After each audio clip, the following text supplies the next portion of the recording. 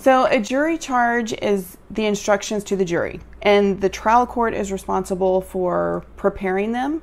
And then there's a thing called the charge conference before the sentencing phase, where the trial court asks the defense and asks the state, hey, have you looked at the jury charge? How is it? Do either of you have any objections? Do you want to add anything? Do you want to take anything away? Do you want to change wording? Things like that. And it's so important for both sides to look at it closely, because there's a lot of error that can occur in a jury charge. For instance, if the indictment or the jury charge itself allows for a defendant to be convicted of something other than what they were charged with in the indictment. You don't want the jury charge to basically instruct the jury to convict a defendant for something not alleged in the indictment.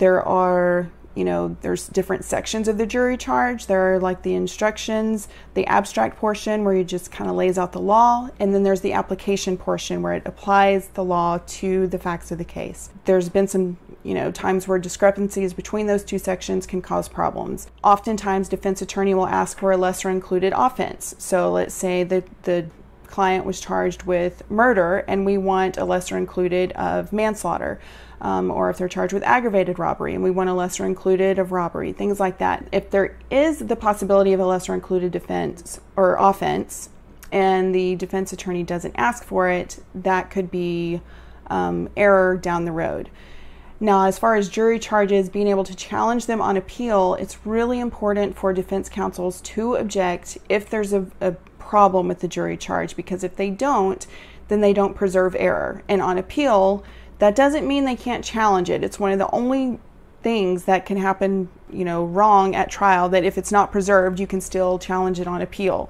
The difference is the type of harm that the Court of Appeals review for.